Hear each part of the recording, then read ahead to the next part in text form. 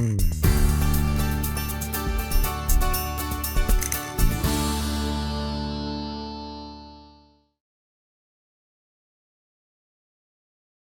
morning again, and welcome back to our session on risks and benefits of surgery. Obviously, I'd like to thank the NetRF again for being able to present today, and I hope I'm going to make sense in clarifying some of the controversies that we have around surgical resection, especially for metastatic neuroendocrine tumors. So, obviously, when a tumor is localized, surgical resection at this time in 2022 still remains the only potential for cure. So, what that means that if you have a tumor, for example, in the head of the pancreas, as you can see here on the left side, a Whipple procedure would be needed to resect it in most cases. Sometimes we can also enucleate these tumors, but that is the way to resect these tumors when they are localized, and it is the only way to give us a chance to cure you is through complete surgical resection of the primary tumor. Obviously, there are two ways to approach surgery when the tumor is localized. One is laparoscopic or robotic, or we call this minimal invasive, and the other one is open. I know some of you have seen this slide previously, but essentially the difference between an open laparoscopic approach or robotic approach is that an open operation just has a bigger incision, and a laparoscopic or a robotic approach usually has several smaller incisions that are not directly connected with each other. The open approach, because it has a larger incision, usually has a little bit more pain. The patient has to stay in the hospital a little longer, but it's a little easier to handle the tissue occasionally because we handle it ourselves with our hands. And the laparoscopic approach is smaller incisions, like I said, less pain, usually a little shortened hospital stay because of that. But we use either a robot or a camera with thin, long instruments. So the tactile feedback is not quite there. It's good for most operations, but certain surgeries, we really still need to do an open approach. So since we're talking about risks and benefits of surgery, well, if you have a surgical resection for a tumor that is localized, so for the primary site, the complications depend on what is getting resected. So if you have a piece of your stomach or the duodenum that gets resected, complications include a gastric or duodenal leak, bleeding, infection, and then a delayed gastric emptying. There are more than that, obviously, but those are probably the four most common. If you have pancreatic surgery, depending on whether it's a distal pancreatectomy or a Whipple procedure or just an enucleation of the tumor, you are talking about complications including a pancreatic duct leak that can happen in up to 30 or 40% of patients that undergo a distal pancreatectomy, for example. And again, bleeding and infection and delayed gastric emptying are some of the complications. If you have colon or small bowel surgery, an anastomotic leak, meaning anytime we take a piece of bowel out and we reconnect it, it could fall apart. It happens rarely, but that is a known complication. It can also cause an abscess or infection, sometimes requiring even a reoperation. And then bleeding, and by bleeding I mean a return trip back to the operating room, is also a major complication, but it happens rarely. And then when you talk about the liver or gallbladder surgery, bile leaks, bleeding, and infections, rarely requiring reoperations, are also things that again could happen with these type of primary surgery. But I would argue that the risks of these operations obviously are worth it in the majority of the cases because, again, remember, when your tumor is localized, surgery is the only way to cure you. So this is really what we are aiming to do during surgery. Now, the question just becomes, does surgery make sense from a risk-benefit ratio for tumors that have already spread outside of the vicinity of where they started? And if you look at what are the most common places where these tumors spread, usually it is the liver. As you can see here, up to 45 or 42% of pancreas or small bowel neuroendocrine tumors have liver metastases. And then if you look at liver tumor burden, so that is the amount of tumor, if you quantify it in your liver compared to the rest of your liver volume, of the healthy liver, so to speak, we definitely know that your survival is limited or decreased if you have a lot of tumor burden. So if, let's say, more than 50% of the liver is replaced by tumor. So the number 1 and 2 causes of death in neuroendocrine tumor patients are often related to either overwhelming liver tumor burden or complications from the primary tumor. That is probably especially true for small bowel neuroendocrine tumors. For example, those tumors, if they are large, can cause obstruction, perforation, and bleeding, requiring emergent surgeries that, again, are always more difficult to perform than planned elective cases. So for treatment options of metastatic neuroendocrine tumors, we have systemic therapies, which I'm sure you've heard about plenty, including the octreotide, the targeted chemotherapy, PRT, and then we have the liver-directed therapy, and surgery is one of them. Liver transplant is very rarely used, mostly talking about surgical debulking here. This is one of the algorithms that we use, for example, to see when does it make sense to do an operation and what are all the other options available. And you can see here there's a multitude of things we can do. So again, whether surgery makes sense or not, it doesn't just depend on the risks and benefits, but also, I would say, at hospital where you get treated. And so I can't emphasize enough that it is important to go to a multidisciplinary neuroendocrine tumor center that is experienced with treating these diseases. This is a paper we published a while ago. Most of you have seen it, just stating that the sandostatin, the lanreotide, the everolimus, the PRT are all great therapies, but we have very limited data on how well it works for liver tumor burden. And again, remember, a lot of patients run into trouble if their liver tumor burden becomes really high.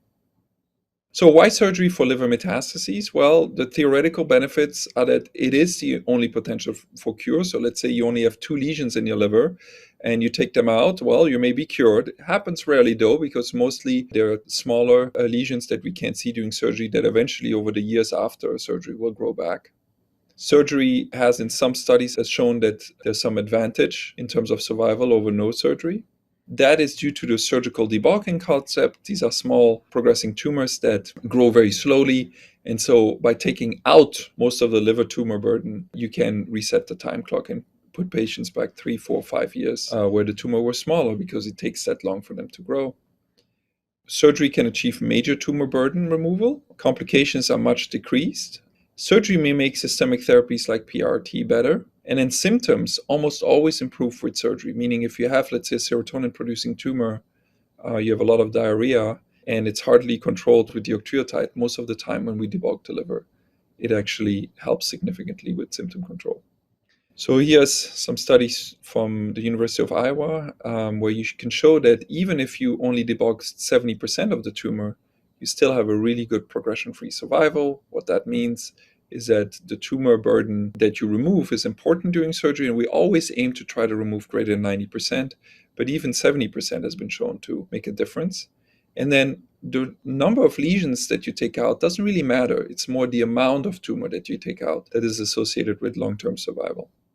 So even if you have extrahepatic metastases, as we showed in one of these studies here, you can see in green where those patients' survival that did not have disease outside of the liver, where it had spread in the primary tumor. And then in black, you can see those that had extrahepatic disease, but underwent surgery for the liver, and they still did a lot better than those that did not undergo surgery. So the bottom line is, even if you have a few bone lesions, it shouldn't preclude you to have surgery to your liver as long as you're a good candidate.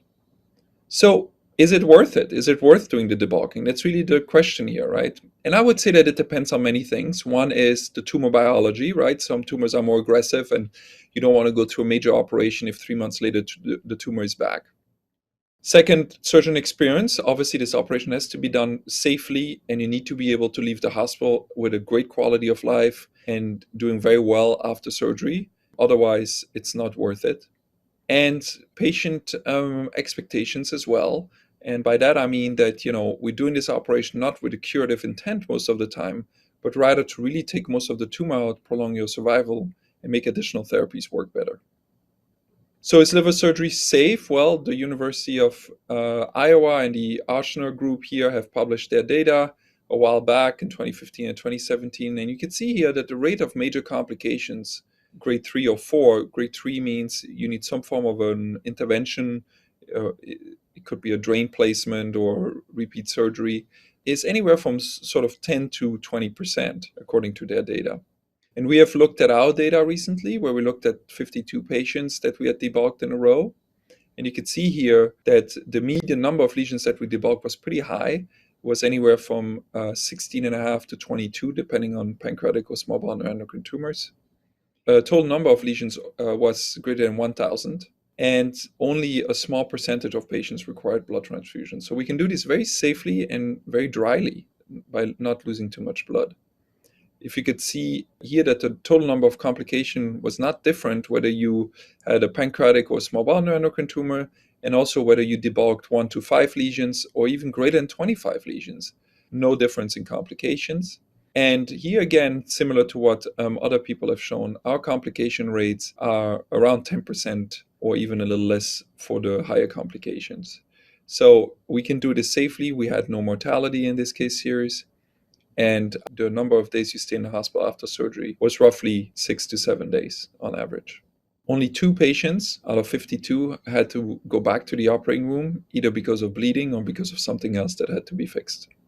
And then one of the unique things of our study is that we looked at whether all of these debulking surgeries affected liver function. That's what patients are always worried. They come to me, they're like, well, am I going to have a complication related to my liver not functioning well? And because we keep the inflow and the outflow of the liver intact and we shell these lesions out one by one, I'll show you in a second how we do that, really the synthetic liver function measured here by the bilirubin or the INR climbed a little bit, but not anywhere near to liver dysfunction like territory.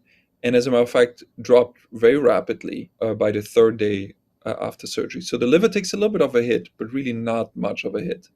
It does regenerate quickly. We can see that in the platelets and the phosphorus that drops after surgery for the first 2 days and then comes back up rapidly afterwards. That is actually the liver using these to regenerate quickly.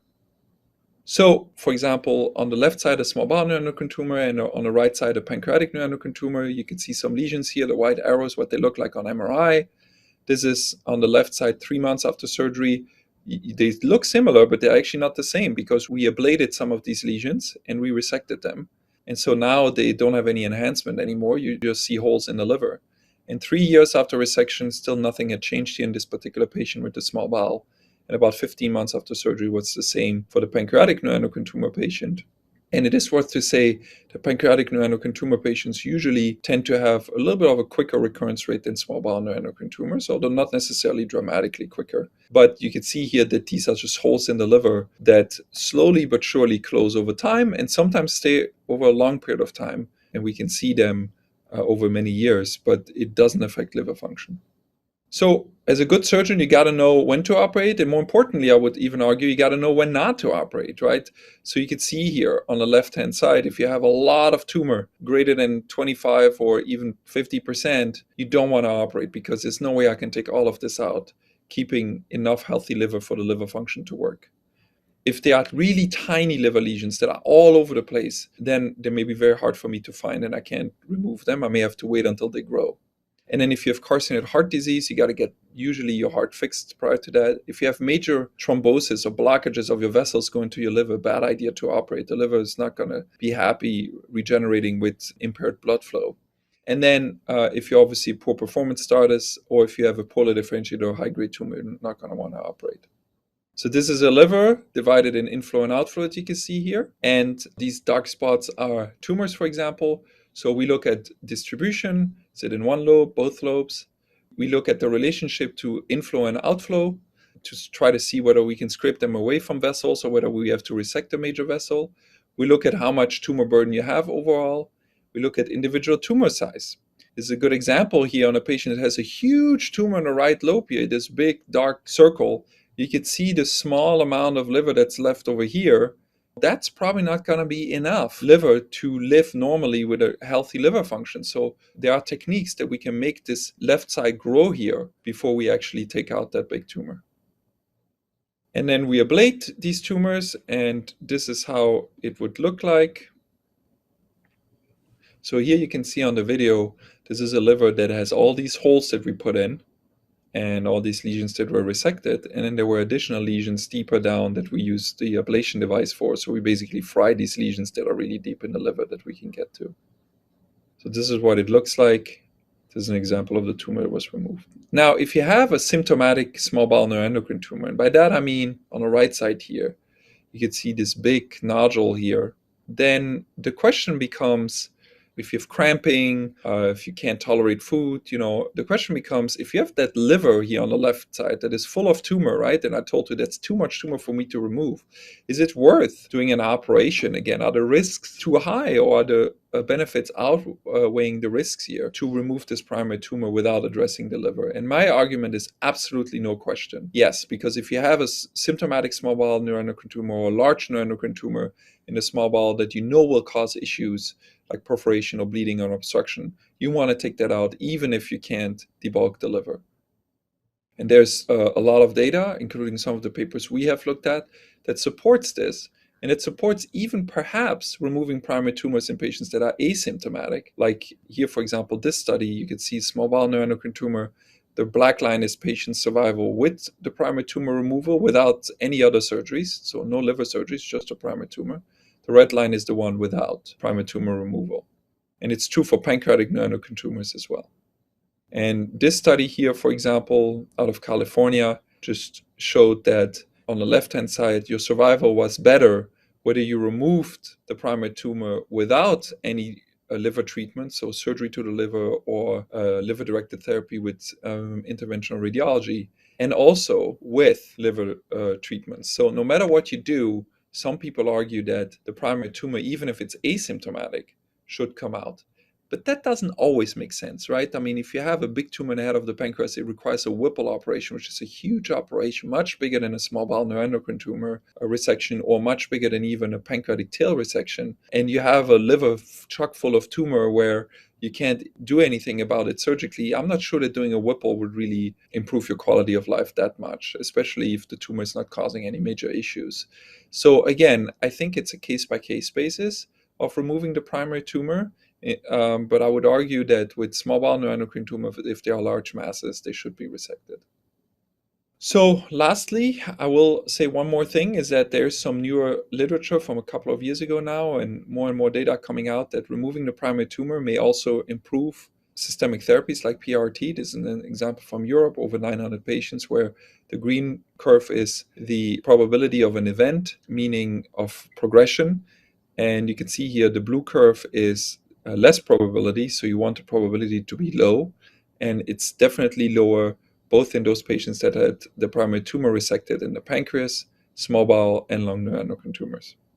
So the last slide is about a quick question that patients always ask me: do I need my gallbladder removed during neuroendocrine tumor surgery? Again, it's a risk and benefits thing here, but if you have metastatic neuroendocrine tumor, and we expect that you're going to go on long-acting octreotide, which a majority of patients will need during their lifetime if the tumor is metastatic. There's this study out of Sweden that showed that your chance of requiring gallbladder resection down the line because you have been on octreotide is almost 25%, so 1 out of 4 patients, versus less than 1% if you're not on octreotide. So octreotide definitely can cause gallstones and complications related to the gallbladder. So our recommendations are that we should remove the gallbladder if we address the liver with surgery, doing surgical debulking, because we expected that you're going to go on octreotide at some point. But there's no need to take out the gallbladder if you're not having surgery at that point. So then we can just observe you, unless you have obviously symptoms related to your gallbladder. So again, in conclusions, I would say that surgery for localized neuroendocrine tumor is the only curative treatment, and the risks of surgery outweigh the benefits in almost all cases, so there's no question there in my mind. I think that surgical debulking of liver metastases with resection of the primary tumor, although it's not curative, it has been associated with improved long-term survival, and definitely, I didn't talk about that too much, but symptom control as well. So that, to me, is definitely worth the risk in most patients, because liver debulking using these new techniques is very safe. Major complication rate is 10% or less in experienced center like the University of Chicago. And I would say that we know that it doesn't affect liver function, and it is very effective at decreasing liver tumor burden. Therefore, in well-selected patients, surgical benefits, in my opinion, outweigh the risks. Not if you're 95 years old, not if you have had 3 heart attacks. These are not the type of patients that we want to bring to the OR. But if you're well selected, you would do very well with an operation like that. And then lastly, surgery for primary tumor with unresectable distant disease should be considered for symptomatic primary tumors for sure, and occasionally or selectively in tumors that are not symptomatic.